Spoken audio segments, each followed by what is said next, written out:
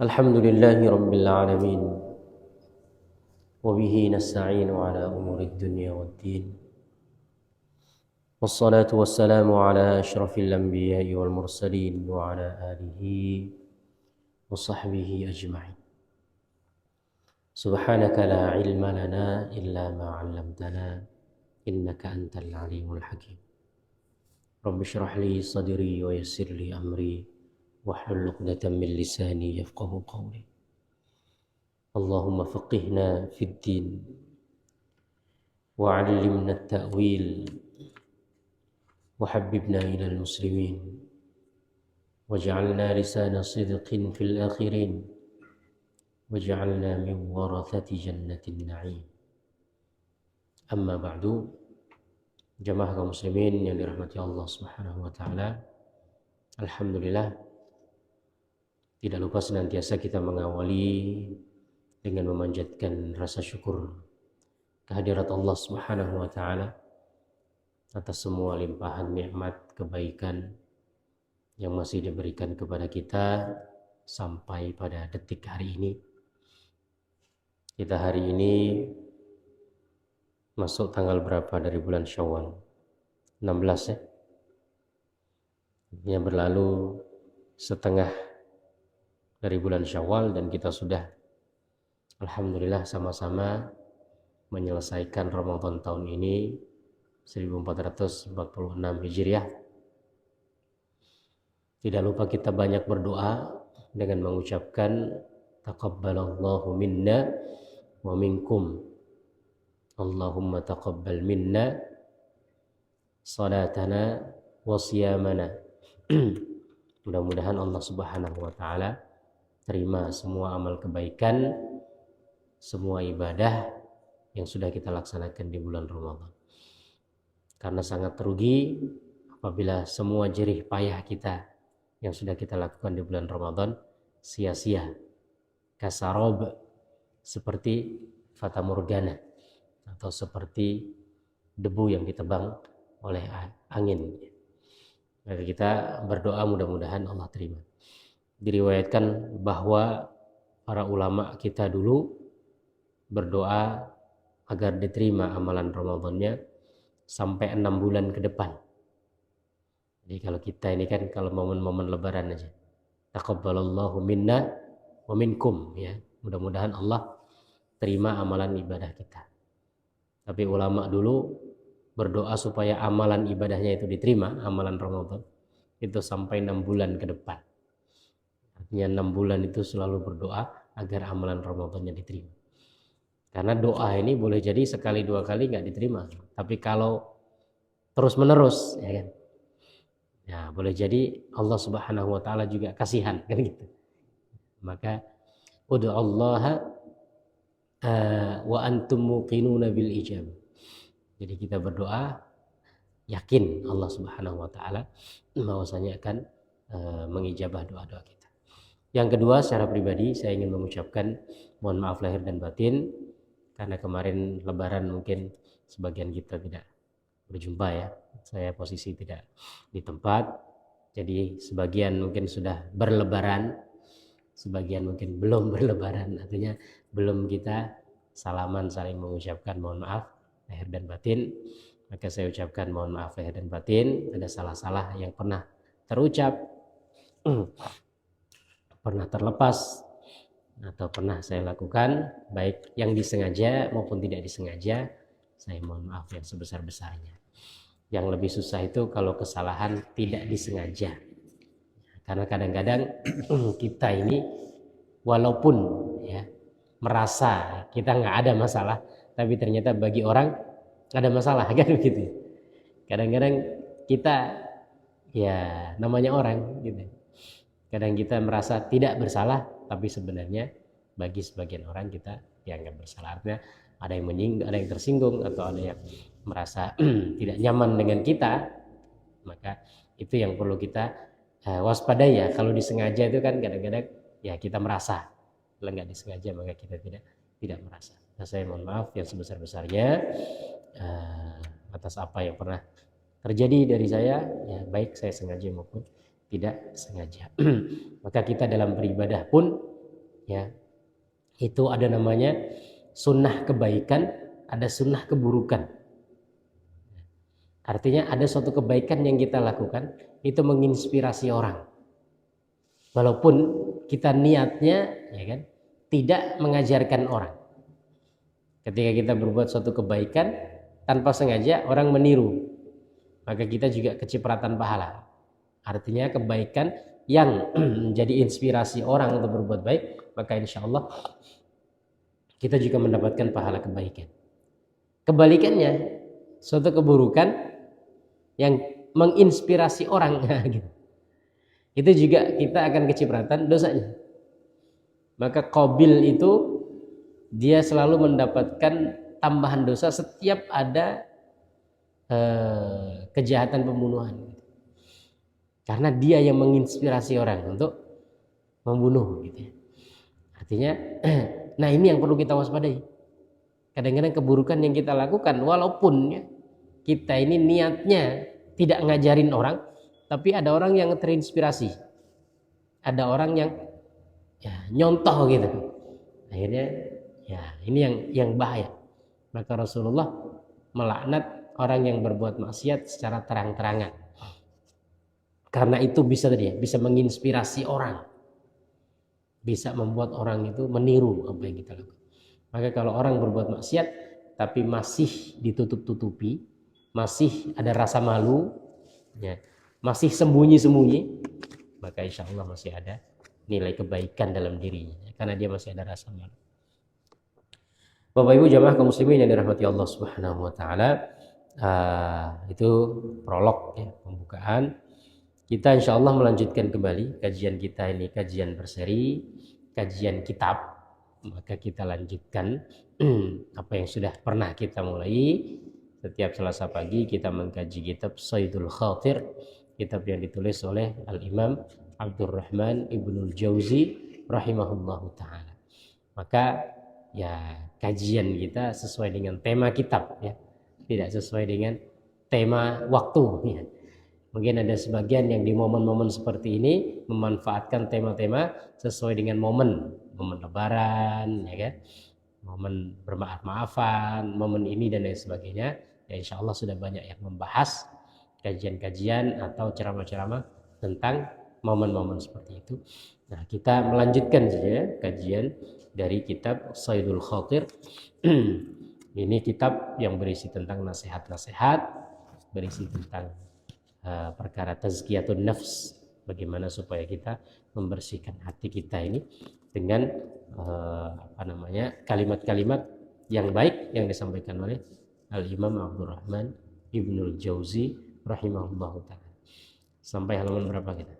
107. 107.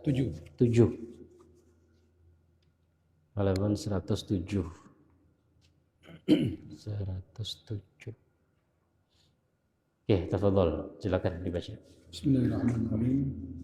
Halaman 107 lanjutan dari tema semakin dekat dengan Allah. Saya kembali tersadarkan dari kelalaian. Saya sampaikan dalam munajat nan hening. Wahai Tuhanku, bagaimana mungkin aku sanggup mensyukuri nikmat-Mu? Dengan lisan yang mana aku mampu memuji-Mu? Andai saja Engkau tidak menyiksaku lantaran aku lalai, tidak Engkau hentakkan kesadaranku, dan tidak Engkau perbaiki keadaanku, apakah yang akan terjadi? Aku tak pernah tahu. Alangkah beruntungnya aku, tak kala Engkau merampas sesuatu dariku, buahnya adalah semakin dekatnya aku denganmu. Oke. Tentang kedekatan dengan Allah. Allah ini mungkin agak filosofis. Dekat ini artinya apa? Kalau kita berbicara dekat jauh itu berhubungan dengan apa? Jarak ya. Berhubungan dengan jarak. Jarak itu ada hubungan dengan tempat. Oke ya. Jadi saya dengan Pak Indra ini lebih dekat. Karena apa? Karena tempatnya. Jadi tempat. Allah dekat ini, kira-kira Allah bertempat tak? Ini agak filosofis ini, maksudnya agak berat. Ya. Mudah-mudahan nggak ngantuk, tambah ngantuk. Kalau berat itu supaya nggak ngantuk. Tapi bahaya kalau berat tambah ngantuk. Allah dekat. Dekat itu menunjukkan jarak. Jarak itu berarti berkaitan dengan tempat, ya kan begitu ya? Tempat. Dekat sini dari Bangka ke Palembang lebih dekat daripada dari Jakarta, dari Bangka ke Lampung, kan seperti itu. Artinya ada jarak. Nah, Allah dekat dengan kita. Kira-kira Allah bertempat enggak? Gitu. Nah, ini kadang-kadang membuat sebagian umat Islam ini berkelahi tentang masalah Allah. Allah itu bertempat atau tidak? Ya. Sebenarnya beginilah, Allah itu tidak membutuhkan tempat. Karena Allah sudah ada sebelum ada tempat, sebelum ada waktu. Allah tidak terikat dengan waktu, tidak terikat dengan tempat, tidak membutuhkan waktu, tidak membutuhkan tempat. Maka ketika kita membaca kalimat-kalimat, ayat-ayat maupun hadis-hadis yang menunjukkan adanya kemungkinan Allah bertempat, ya, Allah pindah, Allah seakan-akan suatu benda, maka itu kita hilangkan pemikiran kita yang kayak gitu. Sehingga ada makna yang disebut dengan makna non fisik. Dekat memang berhubungan dengan jarak atau tempat atau waktu. Tetapi dekat itu juga bisa berarti maknawi. Ya kan? Orang jauh tetapi maksudnya dekat, ya kan? Jauh di mata, dekat di hati. Dekat di hati. Ya gitu ya. Itu orang dekatnya fulan. Padahal mungkin bisa jadi jaraknya jauh, ya kan? Rumahnya jauh atau posisinya jauh. Itu orang dekatnya si A. Ya kan gitu ya. Itu orang dekatnya si B. Ya kan? Nah, itu maksudnya. Maka ketika kita mengatakan Allah dekat dengan kita, itu maksudnya maknawi. Bukan berarti ya menunjukkan tempat atau menunjukkan jarak. Seperti Allah bersama dengan kita, ya kan? Allah bersama dengan kita bukan berarti Allah bersama kita, tetapi secara maknawi Allah selalu mengawasi kita, memantau kita, mengawal kita, membimbing kita. Nah, itu kedekatan dengan Allah Subhanahu wa taala. Nah, Ibnul Jauzi mengatakan saya kembali tersadar dari kelalaian. Kita ini namanya manusia, nggak pernah lepas dari lalai. Oke ya. Makanya sebagian ulama, sebagian ahli bahasa mengatakan wa masummiyal insanu insanan illa linisyanihi. Manusia itu tidak disebut insan, ada nun sin ya. Ya, ada nun sin ya. Itu dari akar bahasa Arab nasia. Nasia artinya lupa. Maka manusia nggak disebut manusia kalau dia tidak lupa. Dan itu sudah Allah contohkan. Siapa? Manusia pertama, Nabi Adam. Ya kan? Nabi Adam lupa. Ya. Wa nasiya wa lam yajid lahu azma wa lam najid lahu azma. Jadi Nabi Adam itu lupa dengan perintah Allah untuk apa? Untuk tidak makan ini. Ya kan? Sehingga dilupakan oleh setan, diganggu oleh setan dan lain sebagainya. Maka kadang-kadang kita ada waktunya kita lalai, kadang-kadang waktunya kita ya, itu wajar. Maka ketika momen-momen setelah Ramadan itu memang perlu semacam apa ya? Pelonggaran, peregangan. Ya. Jadi kita ini sudah sedemikian rupa beribadah di bulan Ramadan, memang di bulan Syawal atau di masa-masa momen-momen lebaran itu memang kita perlu perenggangan. Jangan ngejos terus, jangan ngegas terus. Nah, karena kalau ngegas terus, kata Rasulullah, nanti kayak malaikat. Pernah seorang sahabat namanya Hanzalah. Hanzalah datang kepada Nabi. Ya Rasulullah, nafaqal Hanzalah. Wahai Rasulullah, Hanzalah saya ini sudah munafik. Munafik maksudnya apa? Saya ini kalau ikut majelis di hadapan engkau, iman saya ngegas gitu ya, ngejos lah. Jadi top perform, jadi on fire. Jadi kalau saya berada dalam majelis ilmu, iman saya kuat. Jadi surga neraka itu kayak kelihatan gitu kan. Tapi ketika saya kembali ke rumah, main-main sama anak, main-main sama istri, lupa dengan isi kajian tadi itu kan. Lupa dengan isi kajian, lupa dengan surga, lupa dengan neraka. Main-main lah, kita biasa kan. Kita pulang ke rumah main sama istri, main sama anak, ya, main sama keluarga dan lain sebagainya. Maka Hanzalah mengatakan, nafaqal Hanzalah. Rasulullah, ini Hanzalah saya ini munafik. Kadang-kadang ini, kadang lalai dan lain sebagainya. Kata Rasulullah, ya Hanzalah sa'ah wa sa'ah. Wahai Hanzalah, sesaat dan sesaat. Ada waktunya ibadah, ada waktunya kita istirahat, ada waktunya kita hiburan, ada waktunya kita ya bersosialisasi, ada waktunya kita dan lain sebagainya. Maka setelah kita Ramadan sedemikian rupa, ya memang ya, momen-momen Lebaran, maka kadang-kadang ya puasanya agak mundur-mundur dikit, puasa Syawal ya. Karena kasihan juga masih bertamu, udah puasa kita bertamu dikasih makan, maaf lagi puasa ya kan, udah.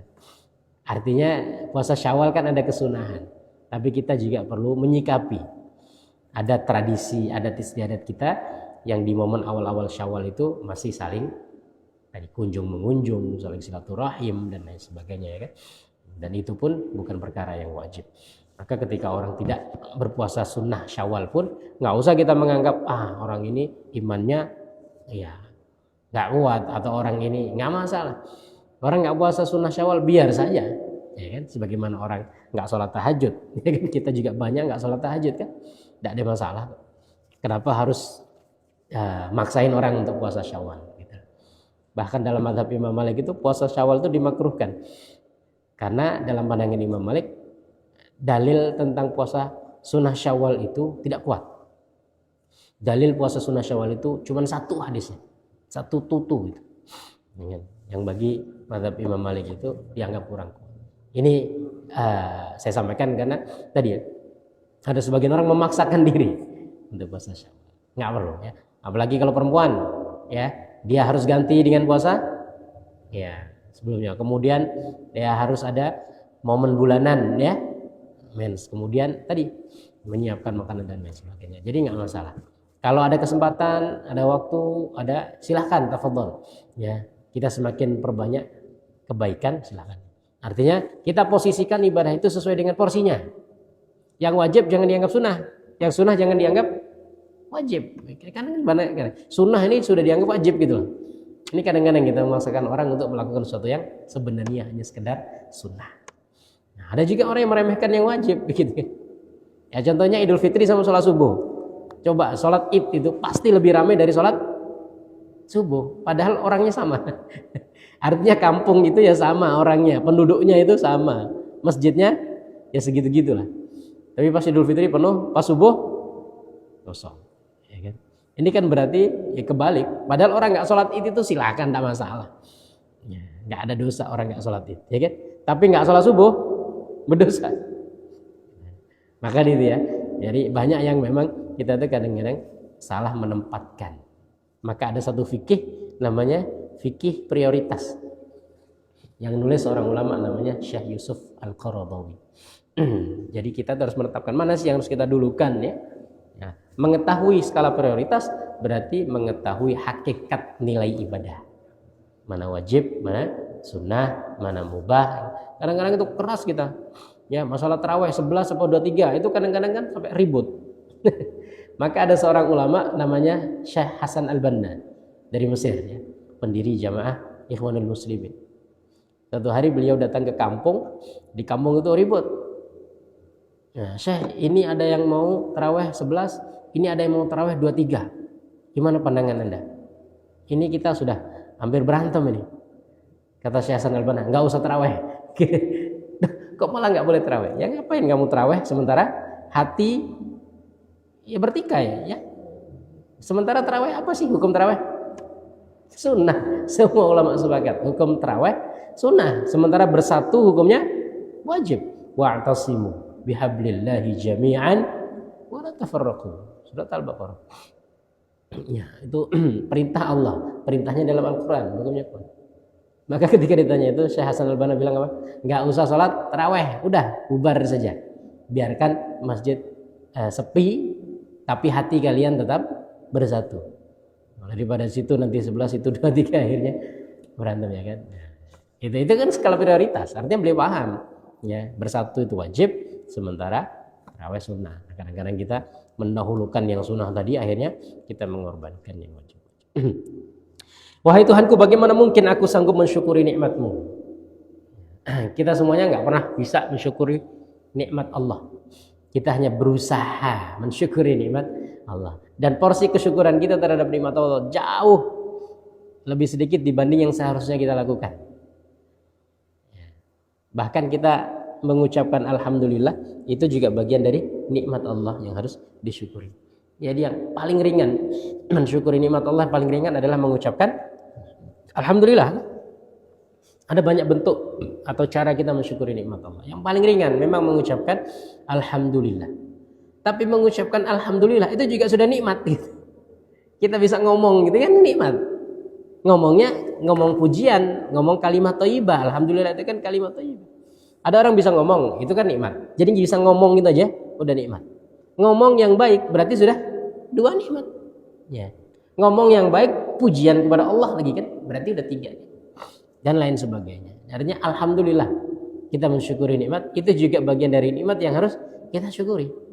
Maka kita semuanya nggak mampu mensyukuri nikmat Allah sesuai dengan yang seharusnya. Hanya sedikit. Ya. Itu yang pertama. Yang kedua, dengan lisan yang mana aku mampu memujimu. Ada di antara doa Nabi itu beliau mengucapkan begini. La uhsi thana'an 'alaika anta kama athnaita 'ala nafsik. Ya Allah, aku tidak bisa meliputi pujian kepadamu. Antum kalau mendapati sesuatu yang sangat bagus, itu antum bilang apa? Gak bisa diungkapkan dengan kata-kata, ya tak? Gak bisa diungkapkan dengan kata-kata. Oh, saya kemarin itu datang ke pemandangan indah, air terjun, kemudian ini itu. Gimana? Gak bisa diungkapkan dengan kata-kata. Keindahan itu gak bisa lagi kata-kata gitu. Pujian kita kepada Allah itu gak bisa. Kalimat itu nggak bisa mencakup bagaimana Allah seharusnya dipuji. Maka Rasulullah mengatakan, la uhsi thana'an 'alaika. Ya Allah, aku nggak bisa meliputi pujian yang persis yang harus aku sampaikan kepada. Anta kama athnaita 'ala nafsik. Jadi engkau sebagaimana yang engkau puji sudah. Ya, artinya pujian terhadapmu ya bagaimana engkau memuji dirimu. Maka ulama mengatakan begini. Kita tidak boleh memberikan nama kepada Allah selain nama-nama yang ada dalam Quran maupun hadis. Walaupun maknanya mirip-mirip. Allah itu punya sifat apa? Maha menyembuhkan.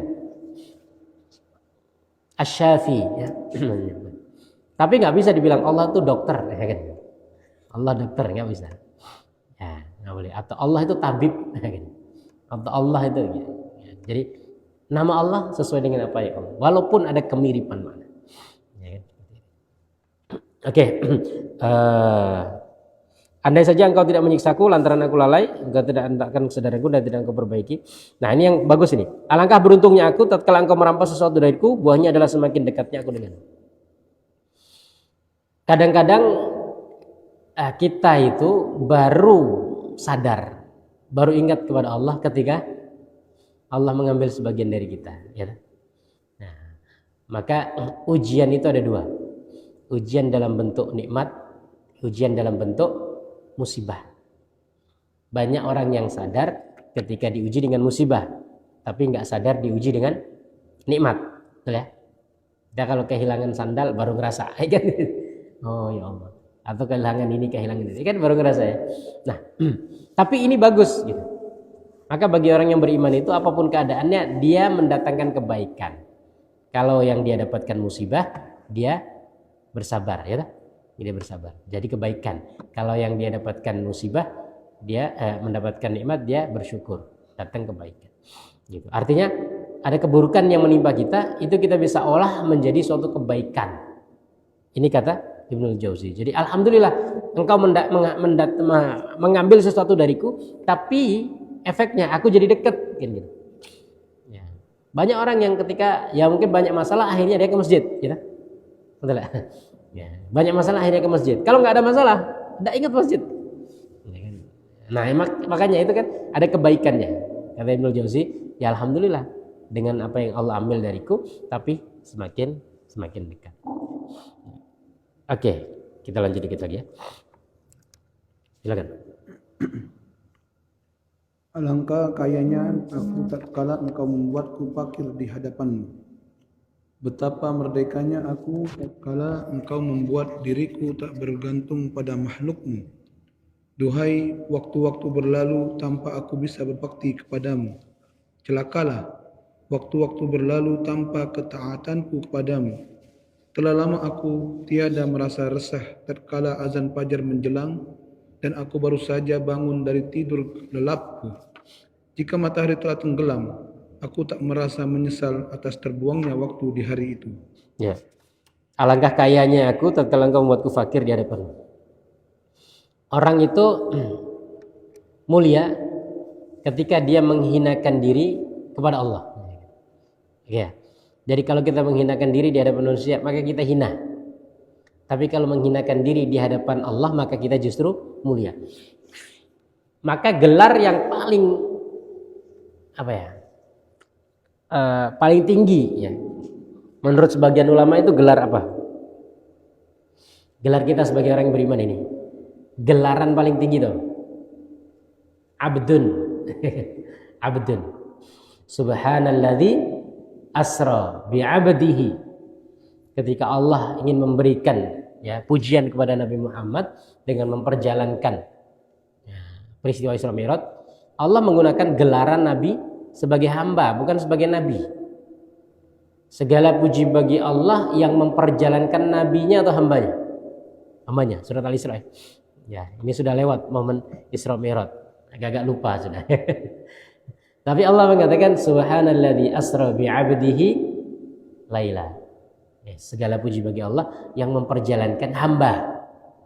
Jadi Allah memuji Nabi Muhammad dengan memberikan gelar hamba justru.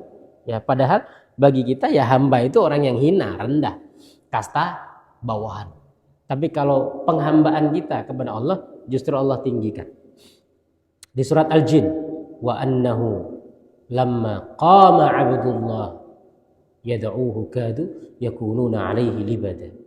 Allah menggambarkan tentang bagaimana keadaan jin ya. Ketika Rasulullah SAW berdiri salat malam, itu jin mengerumuni. Ya kan?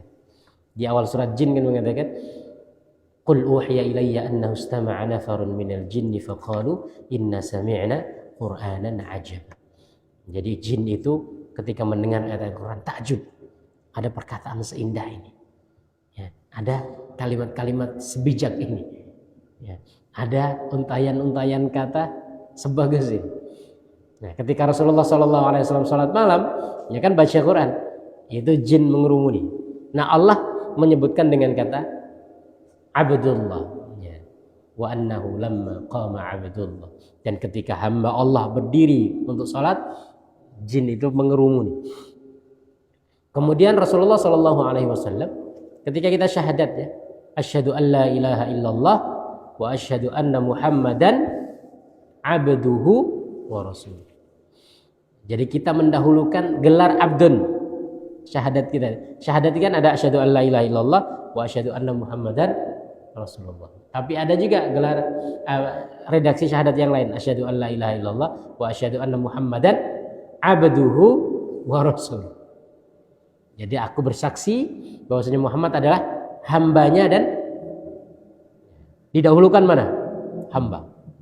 Yang didahulukan itu biasanya lebih baik daripada yang di belakangnya, ya. Kalau kita memberikan penghormatan kepada tamu, kita lagi khutbah ceramah, lagi ceramah sambutan gitu ya. Ada gubernur, ada bupati, ada wali kota, bupati wali kota, ada camat, ada kepala desa. Mana yang kita sebut duluan? Gubernur ya? Ya. Karena apa? Karena dia yang lebih mulia. Yang kami muliakan Bapak Gubernur, yang kami muliakan. Kalau ada menteri, menteri dulu. Kalau ada presiden, presiden dulu. Ketika redaksi syahadat kita wa asyhadu anna Muhammadan abduhu, dan aku bersaksi bahwa Muhammad adalah hambanya dan kemudian rasulnya. Nah, sebagian orang berpendapat gelaran hamba itu lebih mulia daripada gelaran rasul. Gitu ya. Gelaran hamba lebih mulia dari gelaran rasul. Kenapa? Karena gelaran hamba itu hubungannya dengan Allah. Hubungannya dengan Allah. Kalau gelaran rasul itu hubungannya dengan manusia. Karena tugas Rasul itu apa? Tugas Rasul itu memberikan pencerahan kepada manusia, gitu ya. Tugas Rasul itu kan memberikan pencerahan kepada manusia, berdakwah kepada manusia. Jadi hubungannya itu lebih ke bawah. Sementara kalau hamba itu hubungannya lebih ke atas. Karena dia beribadah menyembah Allah. Ya intinya sesuatu yang hina tapi kalau berkaitan dengan Allah maka dia menjadi mulia. Kita menghambakan diri kalau kepada Allah justru menjadi mulia. Kita menfakirkan diri, menfakirkan diri, memiskinkan diri, tapi kepada Allah maka justru kaya. Kaya itu apa sih? Definisi kaya itu apa? Jam berapa? Mampu segala-galanya. Kenapa? Memiliki segalanya. Definisi kaya itu bahasa Arabnya ghani. Definisi kaya itu tidak butuh orang. Ya kan? Jadi kaya itu definisinya dia nggak butuh. Ya, ghani. Istaghna itu artinya tidak membutuhkan sesuatu. Maka orang kaya itu kan tidak butuh. Yang butuh orang miskin. Ya orang miskin yang datang minta-minta. Ya kan orang kaya itu nggak butuh. Nah, maka ketika kita itu memiskinkan diri kepada Allah berarti kita membutuhkan Allah. Orang yang membutuhkan Allah maka dia kaya dari manusia. Tidak butuh manusia. Ngapain? Ya kan? Orang kalaupun kaya tapi dia masih butuh dengan manusia, maka dia sebenarnya adalah miskin. Jadi kekayaan sebenarnya adalah ketika kita hanya membutuhkan Allah, kita enggak membutuhkan orang. Idza ma kunta dza qalbin qanu'in fa anta wa malikud dunya sawa'u. Raja itu kaya, dia enggak butuh. Ya kan? Dia mau apa-apa, ya sekehendak dia kan. Dia mau apa-apa, kehendak dia gitu. Enggak butuh. Nah, kalau kita mempunyai sifat qanaah, ya, merasa cukup, maka sebenarnya kita sama dengan raja. Itu kata pepatah Arab. Idza ma kunta dza qalbin qanu'in fa anta wa malikud dunya sawa'u. Kalau kamu memiliki sifat qanaah, maka kamu sama raja sama. Karena apa? Sama-sama tidak butuh. Ya kan? Ada orang itu yang walaupun miskin tapi dia enggak butuh orang, maka dia kaya. Ya. Gitu. Jadi orang itu kalau menghinakan diri di hadapan Allah, maka dia justru mulia. Orang yang memfakirkan diri di hadapan Allah, maka justru dia kaya. Alangkah kayanya aku tatkala engkau membuatku fakir di hadapanmu, membuatku butuh. Fakir itu secara bahasa artinya butuh. Faqara, iftaqara, itu artinya butuh ya. Maka tadi ghani itu enggak butuh. Orang kaya. Kalau fakir itu butuh. Ya, ini akar kata bahasanya. Iftaqara itu artinya membutuhkan. Ya, maka fakir itu memang butuh. Ya, butuhkan orang. Betapa merdekanya aku tatkala engkau membuat diriku tidak bergantung pada makhluk. Ketika kita menyembah Allah, maka kita merdeka. Maka Al-Quran itu kitab apa ya? Kitab pembebasan. Ya. Jadi kita ini sudah dibuat Allah Subhanahu wa taala merdeka. Di zaman dulu itu kan ada kasta-kasta, ada perbudakan dan lain sebagainya. Nah, sebenarnya Al-Quran ini sudah memerdekakan kita. Maka ketika Umar bin Khattab memanggil gubernurnya namanya Amr bin As. Amr bin As ini pernah dijadikan gubernur di Mesir. Dia punya anaknya karena merasa sebagai anak gubernur, dia berlaku semena-mena dengan salah satu orang Yahudi. Ya orang Yahudi ketika itu mungkin dianggap minoritas, kemudian ini anak gubernur, maka anaknya Amr bin As ini berbuat semena-mena gitu ya, artinya menyakiti anaknya orang Yahudi. Anak orang Yahudi ini akhirnya lapor ke bapaknya, Pak saya disakitin, siapa yang nyakitin kamu? Anaknya Amr bin As, anaknya gubernur. Waduh nggak berani saya, nggak punya dekengan gitu, ya kan? Artinya akhirnya ya sudahlah, saya mau lapor ke khalifah. Maka orang Yahudi ini jalan kaki dari Mesir sampai ke Madinah. Lapor kepada siapa? Kepada Umar bin Khattab. Karena kalau lapor kepada bapaknya gubernur ya mungkin ya kan, mungkin bagi dia. Ya, nanti ya nggak akan diapa-apain. Akhirnya dipanggil Amr bin As untuk menghadap ke Madinah. Ketika menghadap ke Umar bin Khattab dikatakan, afa ista'badtumun nas wa qad waladathum ummatuhum ahrara. Apakah kamu memperbudak manusia sementara Allah sudah menciptakan dia sejak lahir merdeka? Ya, kita itu sudah merdeka. Artinya jangan menghambakan diri kepada orang, siapapun itu. Tidak atasan, tidak pejabat, tidak ini, ya kan? Ngapain kita menghambakan? Kita hanya menghambakan diri kepada Allah. Nah, ketika kita menghambakan diri kepada Allah, maka itu adalah kemerdekaan sesungguhnya, kemerdekaan sejati, ya kan? Nah, buat apa secara zahir merdeka, tapi ternyata kita diperbudak oleh manusia atau kita menghambakan diri kepada manusia dengan cara tadi ya, dengan cara kita merasa ya butuh ini butuh itu, pengen ini pengen itu. Jamaah kaum muslimin yang dirahmati Allah Subhanahu wa taala, mungkin itu dulu ya, kita cukupkan kajian kita. Mudah-mudahan apa yang kita kaji hari ini bisa bermanfaat bagi kita semuanya. Subhanakallahumma wa bihamdika asyhadu an la ilaha illa anta astaghfiruka wa atubu ilaik. Wassalamualaikum warahmatullahi wabarakatuh. Waalaikumsalam.